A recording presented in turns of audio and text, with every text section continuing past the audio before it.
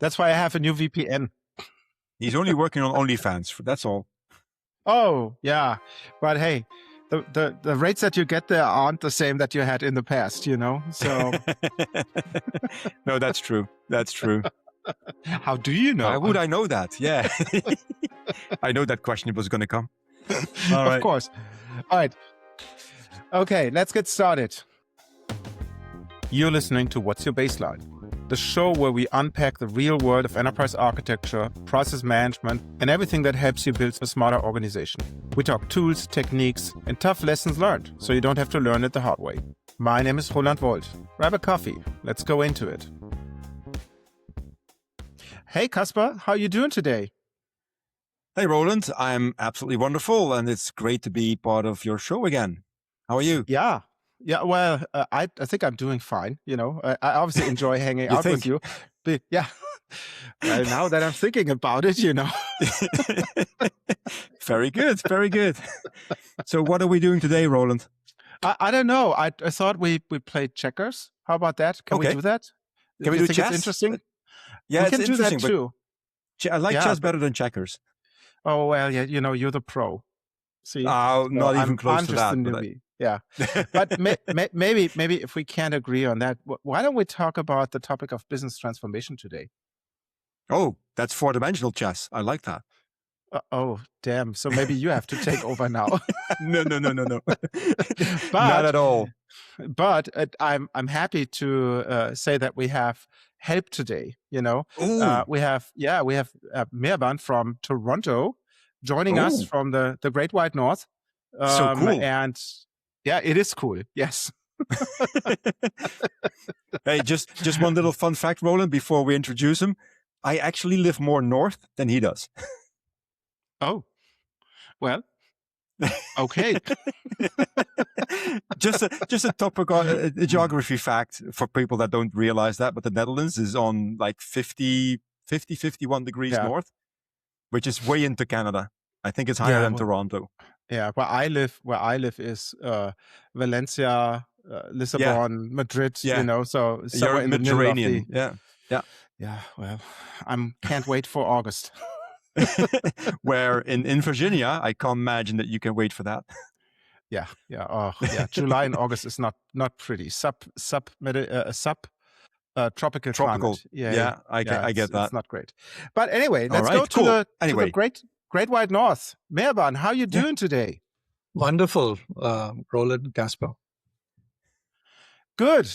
We're glad to have you on the show. But obviously, we would love to get to know you a little bit, so that our audience knows, well, why did we invite that gentleman? What's his value contribution to the next 45, 60 minutes that we're going to talk about that business transformation topic? So tell us, who are you? Sure. Thank you for having me on the show. It's a pleasure to be here, by the way. Looking forward to the conversation. So, Meherban Faroogh, I run a consulting practice based in Toronto by the name of PPS Partners, where we offer business transformation services to our clients, primarily focused on discovery phase and change management. I've been doing this for 20 years from Canada. And essentially, I've learned two key life lessons, I would say, around which I build my entire consulting practice. The first one is I strongly believe that there is an art, a science, and an emotional intelligence to leading successful business transformations. And the second learning lesson that I've learned that all of us should learn in this line of work is that technology is just an enabler, right? So in my humble experience, what I've observed and what I've learned is that organizations and those failure rates on these transformations, call it digital transformation, business transformation, whatever you want to call that, is pretty huge. It's 70% plus, depending on which report you pick up, McKinsey or Gartner, right? So in my experience, what I've observed is that organizations don't fail because of technology on business transformation. Organizations fail because of three reasons primarily. One is that they're not strategically aligned on the why of the transformation, either at the leadership level or they're aligned there, then they're not aligned leadership to shop floor on that one. Second one is there's lack of clarity on the current state process, systems, pain points, opportunities, and risks. before they go to the SAPs and the D365s, and do I want to do RPA or AI and spend $100 million and engage the big four and all that stuff. They don't do that internal discovery. So not clear on the current state. And the third one, perhaps the most critical one, is lack of change management. Yeah, we will talk about those three things ad nauseum, right? Right. Can you give us a little bit more information about you? You know what you do. Well, we know what you're doing now, but who you are as a person, what your hobbies are, your bucket list items. You know, besides shoveling snow. So that would be great. Sure. So maybe I'll go a little bit in my background. So born and raised in Pakistan in 87, when I was just 17, I started selling insurance, believe it or not. 3 years did that. And then I realized I've got to do something more productive in life, I guess. So I joined PwC. This is 1990s. I became a chartered accountant, CPA. Then I joined banking. My first job was I was a controller at ANZ Grindes Bank. This is all back in Pakistan. And then I decided to join investment banking for two very good reasons. One, it was the most sexiest thing to do at that point in time. And second, it paid more. To my right? Yeah, fair. absolutely. So to my good luck, at that point in time, Bank of America was looking for a CPA who could come and run the privatization deal. So that's what I did.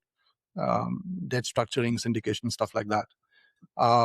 And then in my last year in the country, I joined National Bank of Pakistan as the head of investment banking, where I helped them set up the investment banking division in the country. There are some really good learning lessons there. So remember, this is a 30-year-old kid who's asked to run the investment banking division for the largest bank in the country.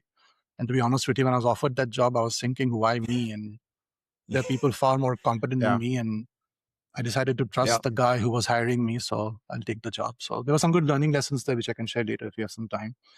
Came to Canada 2001, late 2001, started with Enbridge. Enbridge is one of the largest oil and gas energy distribution companies across North America.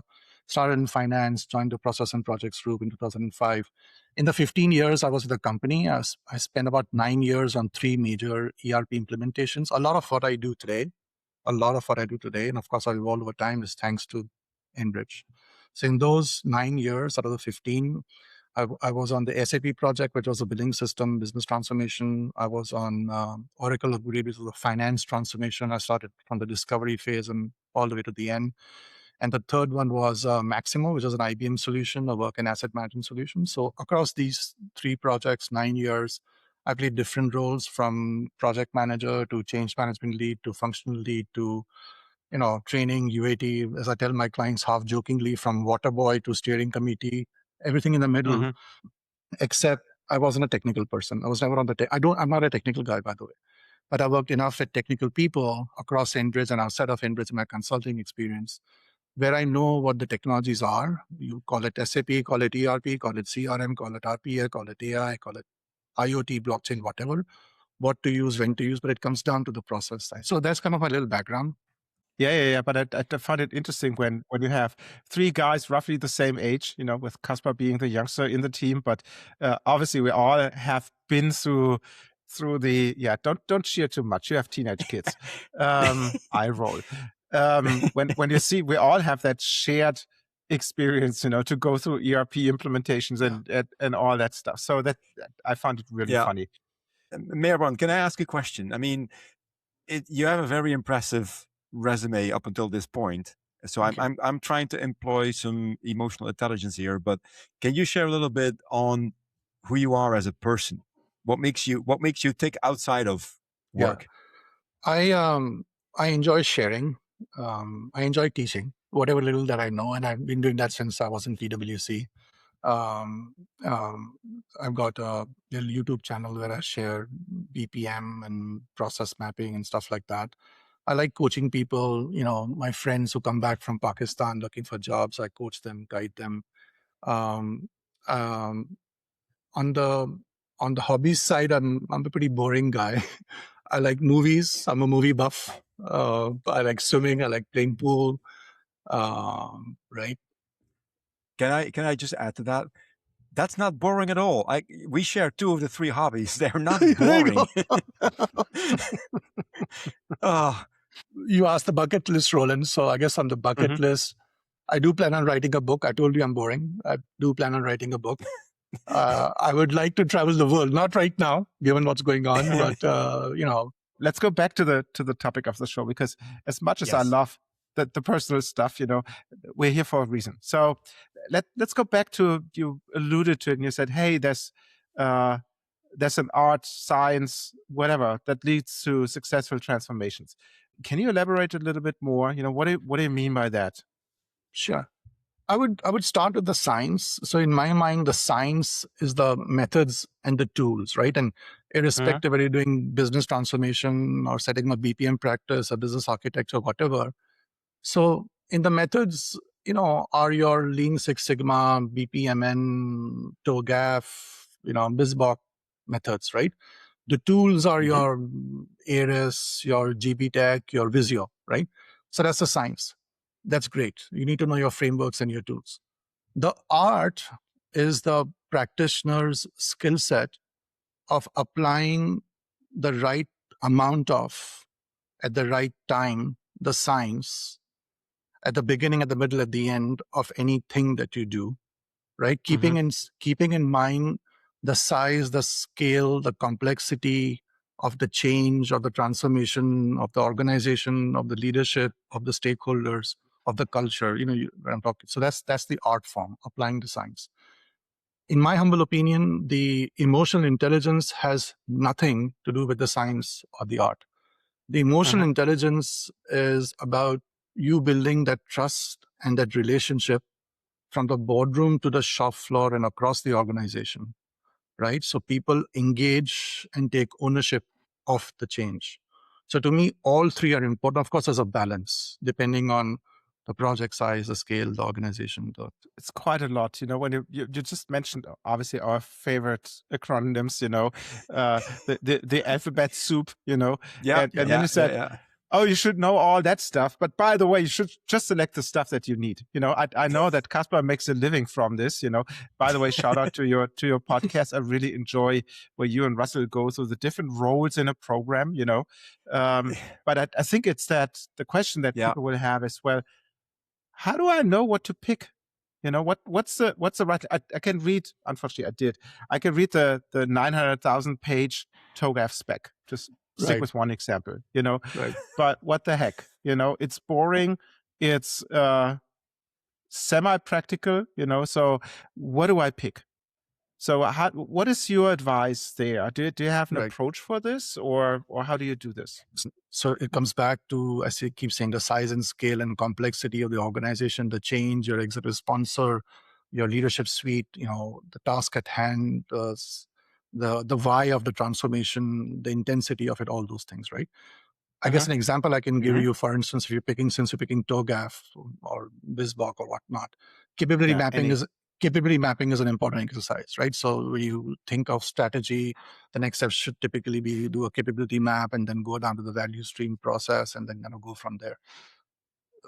Doing capability mapping can be a challenging. It's a little bit abstract than process, right? It can be a bit challenging. So in my experience again. And so when you're starting the project, the leadership typically are on fire. They want action, right?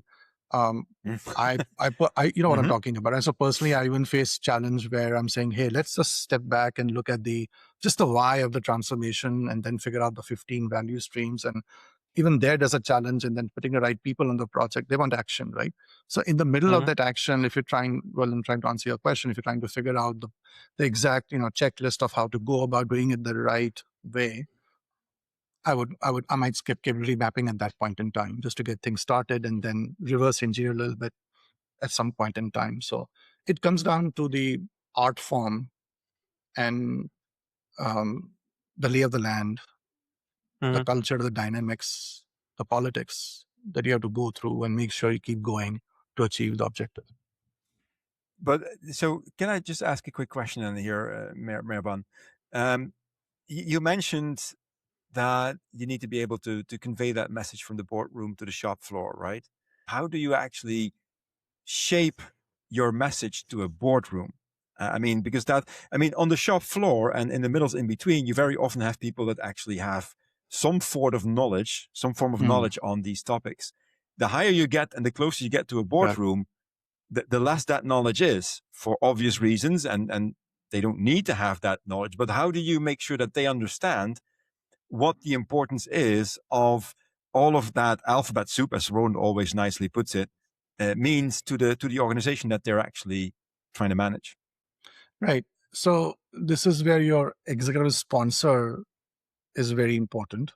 This is where the initial conversations that I have with the C-suite or the steering committee members individually, where we have a heart-to-heart understanding of what's going on, what keeps them up at night, what are they really trying to achieve, why is this transformation important to them. And in my experience, to be honest with you, all these leaders are very clear that they don't know the details. So they don't pretend to know the details. That's why they have someone like me or you guys come in and do the workshops. So that's the first realization. So coming from the leadership, once we understand the why of the transformation and we start translating it, so the first series of workshops that I have, I just don't start and say, hey, I'm Meherban, the new consultant, let's do transformation, implement SAP, and tell you what your process is. I mean, you don't start like that, of course, right? No. There's a bit of an education, and I'm not educating them on the BPMNs or the Visios or whatever. I'm educating them as to why are the leaders wanting to do that, right? And the key, I think the glue, if I might say that, to answer your question here, Casper, is that emotional intelligence, truly building that trust and relationship. And the way you do that, again, in my mind, is through three things, right? Empathy, clarity, and authenticity. And what I mean by empathy is, you're truly listening, right? You're not doing this when somebody's talking, whether you're a facilitator or the process owner. And this is what I coach the process owners as. So when the leader's in the room, I would coach them to shut their laptop, right? Not do that, listen, not interrupt, let the person talk. The person who's in the corner not speaking up. So I do a lot of my silly song and dance and stupid jokes to bring the humor up, calm the nerves down, especially when I'm talking risk management or pain points. At times people feel you're snitching against somebody, and I'm like, that's not snitching. It's all about, I say things like, put your feet up, look up in the sky, grab a cup of coffee, and if you ever wish God was there, then let's go. What are your pain points? So things like that, right? You build that kumbaya, that vibe, to make sure that things surface properly. Yes, so I agree. You heard me that saying in the podcast many, many times. It's the people stupid. You need to get them convinced to join you. And forget about the technology and all the other stuff that you have. If the person in front of the screen doesn't want to do it, they won't do it, right? So I 100% agree with you. The question that I have is, and I try to take a step back, because obviously we titled this episode "Business Transformation," right? That is obviously a term that's a little bit used in an whatever, a little bit overused, to say at least. Abused, you want to say? Yeah. Oh, yeah. I was thinking about inflation and all that type of stuff. So everything is a transformation now. You bring in that new little tool, it's a transformation. But in all this, what we're talking about is, I think it's the bigger one, right? Bigger changes. And I would love to have your perspective on this, how you would define this. And maybe as a follow-up question, how is that different from the day-to-day work that people do in process management already? Oh, that's a great question. Yeah. So to me, business transformation is when the organization wants to make like a really big change, really seismic change. And the way I explain it to my clients is when you're trying to turn the Titanic, not just rearrange some, chairs on the deck of a Titanic. So, right. And I do that work also. Of course, we all do that, right? One of a client would call me and say, hey, fix my accounts payable process, or fix a value stream, procure to pay, or whatnot. But that's not transformation. The way I explain transformation is, if you, as an organization, if your strategic objective, and it sounds silly, but it's an analogy, that if your objective is to build safe and reliable rocket ships and take people from Earth to Moon and build colonies there and swimming pools and tennis courts, and once in a while they get back and come to Earth, if that's your objective, what is your transformation? What do you want to do? And the transformation perhaps is just to build safe and reliable rocket ships, right? And that's kind of where it starts. So that's transformation. That's not process improvement. In that analogy, process improvement would be fix my supply chain for the rocket ship. If that makes sense, right? The transformation is that bigger piece of the whole thing, take it to moon and back. I think you touched also upon technology, and the other term that we use is digital transformation. And this is something that I'll be candid, and I'll like your views on that as well, of course. When I kind of started this almost 10 years ago, I was also confused between digital transformation and business transformation. And over the years, I believe there is nothing like, I know I'm sounding very strong right now, but there's nothing like digital transformation. It's all business transformation, because technology is part of business. If it's not the tail that wags the dog, it should not be. And I'm sorry for my CIO friends out there. If you just have a CIO who's the business sponsor and is driving the shots, you should have a co-sponsor at least, the chief operating officer or whoever it is, who drives the shots as well. And this is why the discovery phase is so important. It makes the organization so smart, so clear. Before they sign up $100 million deal with an SAP or a PwC or whatever, do justice, bring your internal people together. They are very smart people. They just need to be heard. They just need to be heard, connected the dots, put together. And guess what it also does, by the way? Change management, emotional intelligence, trust, respect. Some of these guys have never been spoken to in the past, right? This is the first time they're being heard. Huge change management. We can talk a lot about that, Meherban. And I really liked that I made the gesture for a reason. I mean, I sometimes feel like Don Quixote fighting the windmills when I say that there is no such thing as digital transformation. It's always a part of business transformation. There is a third component in here. How would you describe the difference between, if you think that there is a difference between business transformation on one hand and BPM on the other hand? I mean, we're in the 3-letter abbreviations now, or 2 letters. It's both TLA, but still, how do you see that? Let me. That's an excellent question. Let me start by saying this, because I do offer BPM services as well. Of course. In my own little way. I feel that as an organization, if you have an established BPM practice or business architecture practice, you will have either a very negligible discovery phase or next to none. Because and I've done that at a client. A client actually called me in 2020 to implement BPM for them. They had no clue that they wanted to go for some technology or transformation. In 2024, they decided to do that. And they called me back for the BPM maturity assessment. I was not part of the transformation. And guess what the client said? He said, "This is the chief operating officer." I said, "Thank God we did that." When we called in IBM, we just said, "Here you go." So to answer your question, BPM in my mind is the discovery phase of a business transformation. The only difference is you're doing it every single day and the organization is aligned. If you don't have that, then you got to do, depending on the size and scale of an organization, you got to do that for 3 to 6 to 9 months at times. Yeah, but I think it goes even further, right? At least from my little perspective, because it sounds very sequential what you just said. You know, oh yeah, we have that big objective. Now we need to look what's going on, right? I think where the value of BPM is as you rightfully said, you do that day by day. But what you want to do is you want to tweak your processes. And I think this is a qualitative shift that we see away from documentation for documentation's sake, right? And I'm oversimplifying. Obviously, you would love to have a documentation of your processes before you start your transformation to say, where are we and where do we go? But more maybe to a characteristic of, say, yeah, you're using tools like mining to see in real time what people do, and then having automation being built in that you can tweak, you know, like A/B testing. Does this work better than the other stuff?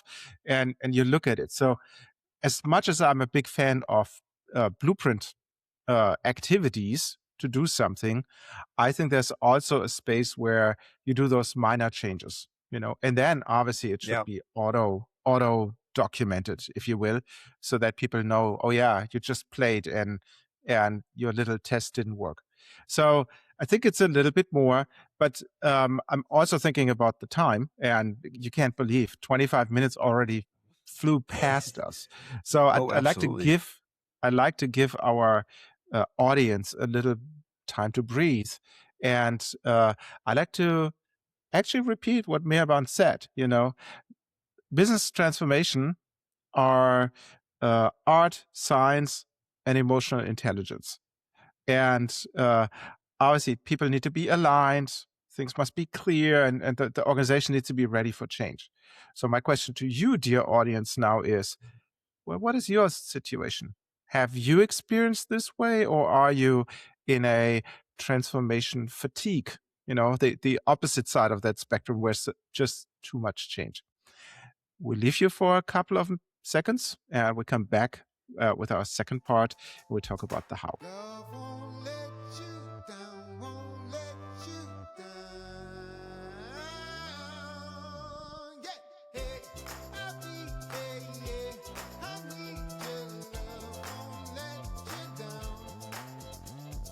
Hey, I need your love won't let you down, won't let you down. Welcome back to the second part of the podcast, and we had some time to think about this, and I had some time to think about this as well, other than making some jokes with the hosts. But there is one thing, Meherban, that stood by me when you talked about the business transformation, and specifically, I would say the boardroom question I asked earlier. And the one thing I would like to dive into is what I call strategic alignment. Yeah. And if you talk about transformations, can you take us with you in your thought process on why that is important and how you go about achieving it, or how you make your customers achieve it? Perfect. That's a great question. So alignment is absolutely critical, right? And I've been on projects where we just want to implement SAP as is because there's a dying legacy system, and let's go and spend $100 million.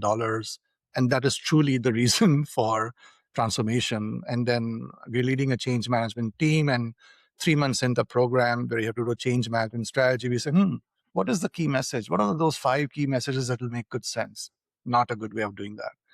And so the way to do this, let me first start on the value. The value proposition, of course, is the leadership is completely aligned. And I don't know about your experience, but in my experience, we think organizations have a strategy. We would hope all the leaders, with due respect, are aligned. In my experience, they're not. Well, we know better. Yeah. Right. So that's a fair statement. So as part of the getting them aligned, the value proposition is, when the project starts, first of all, you become smart in terms of, the vendor to choose, the SI to choose, the contracts to sign, the less change orders to come in. And then when the project starts and the decisions have to be made in real time, the junior level staff have to make decisions. They're very clear on the transformation why. When that business, call it BRD, call it business design, whatever you want to call that goes to the operating committee, the steering committee, they are very clear on the transformation why. They're not dilly-dallying on the, signing off, or God forbid, signing off on the wrong design. They're not leaving it to the system integrator to make the decisions for them because they are a technical people, and who are we? We are just the business. So there are a lot of value proposition there. In terms of how you align, again, this is a bit of an art form, is the way I do it. I start from the very beginning, right? So starting with the sponsor, but then in my first week or two, I line up one-on-one sessions from the CEO to C-suite to the next level. And we have a friendly conversation, something like this, right? So the agenda is pretty straightforward. How long have you been? We crack some jokes, the culture, the core values, what keeps you up at nights, things like that. And once I understand the strategy, and back to my example, they want to build the rocket ship to the moon and back. Why do you want to do transformation?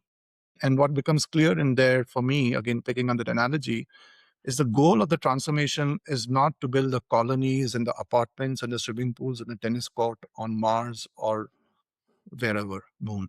The goal of the transformation is to build a safe, reliable rocket ship that takes off from Earth, goes to moon, it stops, and then starts again when they step back on the rocket ship and back. That is the goal of the transformation. And because they share with me the pain points and what keeps them up that night and what went wrong, what we're trying, the opportunities, as I'm build and understand the bigger picture, and the bigger picture is extremely important, when we're talking about the transformation why becomes solid, right? I mean, the transformation why becomes solid at the leadership level. So of course we do one-on-ones, we bring the group together, the workshops, all that stuff, right? When the transformation why becomes solid, then the next question of what are the 10, 15, 25, 30 core end-to-end processes, and not the 250 randomly chosen processes that the 7 business analysts decided to do because nobody guided them properly, right? You figure out those core 25, and then in the core 25, it's a very important point. Who are the leaders? Who are the process owners that will own that very specific, not 2, not 3, 1 process owner at the leader level that will own it? And then who are my subject matter experts that will be in the work? So I know this sounds trivial, and I know this is extremely boring at times, but this is exactly what saves you from bringing a project on time, on scope, under risk, on budget. So that's the value prop. That's how we do it. Yeah, 18 years ago, I was working on a SAP re-implementation, and I obviously won't name the client. And they had an SAP system, and they changed things, and they said, "Oh, it's too much effort to update it." They were ready for an update. Why don't we just re-implement it? And I said, "Oh, great idea!" And they hired Capgemini as the implementer. And the scope was the new system shall do what the old system did, and these 3 things more.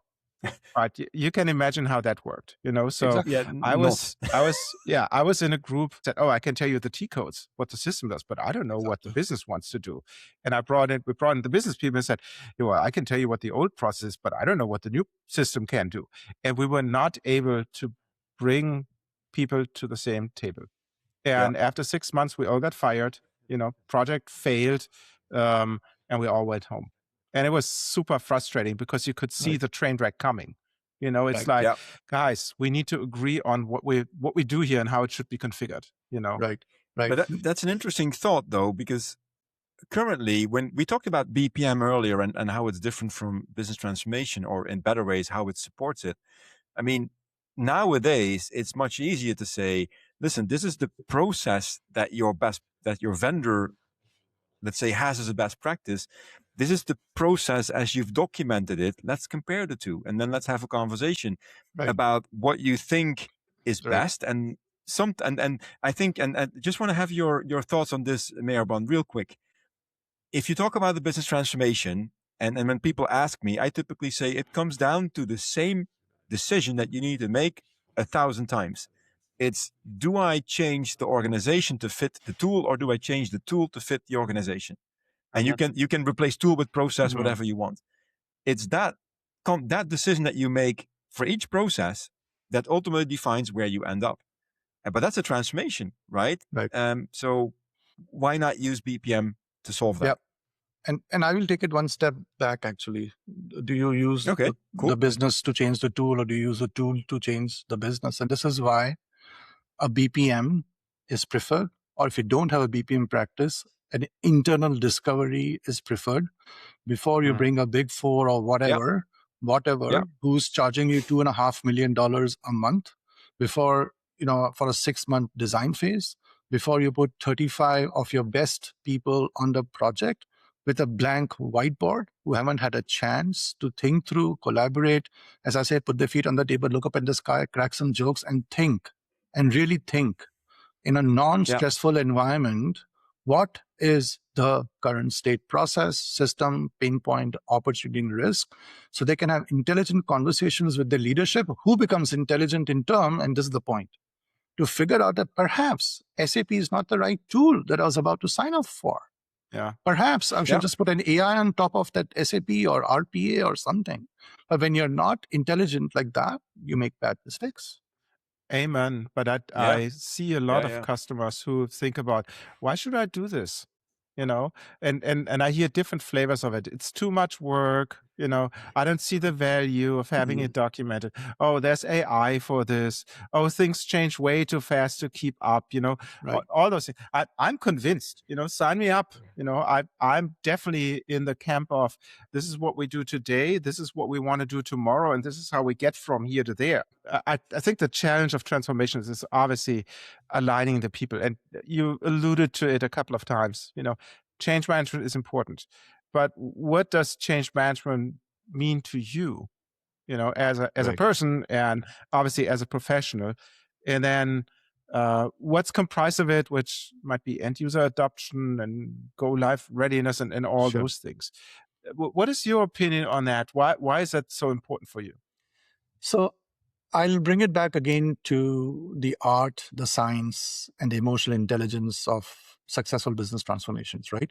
So on the change management side too, there is the science and the art of change impact analysis, department readiness plans, OCM strategies, targeted not generic but targeted communications and training and all that stuff. That's the art and science, right?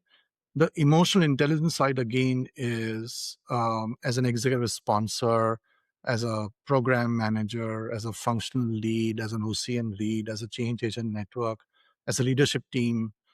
How do you build the trust and relationship with everybody on the program, outside the program, right? And it's not just about clarity. It is about clarity, but it's not just about clarity on the why of the transformation and the process and the pain points and, making sure that the system meets the business requirements. All that is great. That's change management, the art and the science.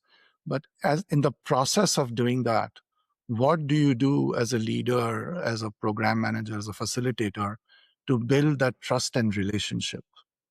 Right? Not just the head, but across the heads and the hearts of the people. Right? So that they trust you. So this comes down to the next question. Then in my mind, how do you build trust? Right?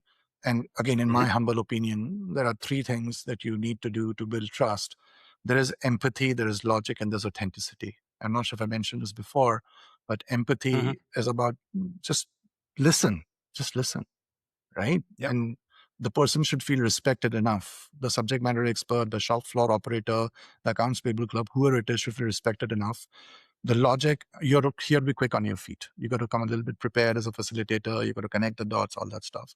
And the authenticity is just be yourself. Don't try and pretend who you're not. And you put it together and you have a change management recipe. So just as a quick question then, Meherban, because this is what I like change management as a topic and got some experience on that. Which one of those three that you mentioned, so empathy, logic, authenticity, is the one where it typically goes wrong? I mean, I would say that most people, most leaders that I find are empathetic to the cause. I'm not sure if everybody is listening properly, right? And connecting the dots. And because of the pressure of time and money and deadlines and chaos, and how these projects go, people are thrown under the bus many times and all that stuff, right? The listening skills are not very clear. And if you're not done your discovery properly, then that's more of a nightmare. The empathy starts wavering. And then authentic, I mean, there are people authentic, not authentic. I would say the one thing that you got to be mindful of, really, of the three, is the empathy. You got to constantly be empathetic to, again, not just the people on the workshop, but in the business, listen and be empathetic to their cause. I was thinking about authenticity typically, because I very often see that people like to play roles, and the roles that sometimes they fit them from a personality point of view, and sometimes they don't. And if they fit them, this works really well. And if they don't fit them, it will catch up with them somewhere in the end. I mean, I can certainly understand your empathy part, because there's a lot of people they are only listening to respond and not listening to understand, which is, I think, a different type of listening. So, well, as they said, the beating will continue until morale improves. Where did you learn that? It ends with weer. Yes, maybe. But let's bring this segment. We're 50 minutes in already, so let's bring this to our little well-deserved break, and then I will have to drop, and Caspar will have to take on the reins, unfortunately. Yes, but you're in good hands with Caspar, so don't sweat it. But maybe, dear audience, when you think about it, Meherban said there's three things that you should take a look at when it comes to transformations. It's the alignment that we spoke about.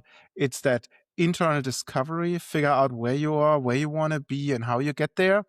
And it's the change management to build trust and not play games, which was Casper, which I thought would be the your point in there. But what have you seen in your organizations, right?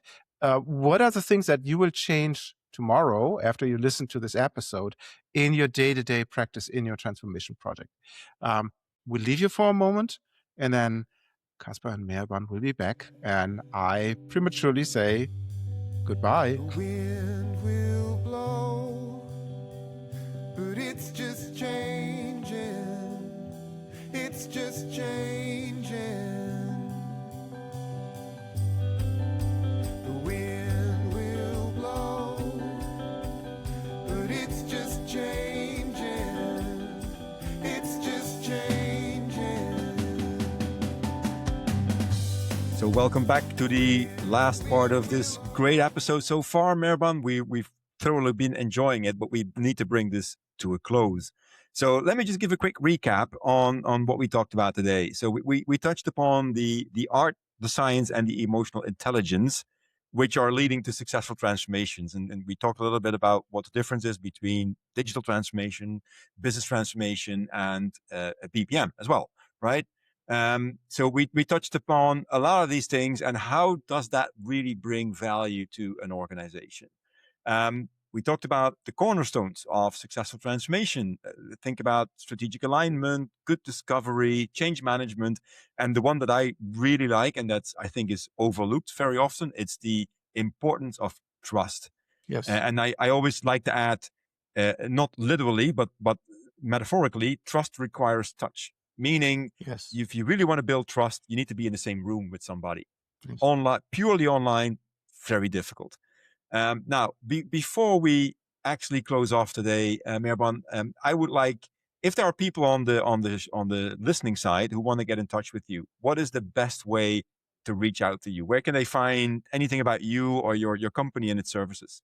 So LinkedIn is the best place. I'm very active on LinkedIn. I write on LinkedIn as much as I can, share my thoughts. So LinkedIn is the best place to find me.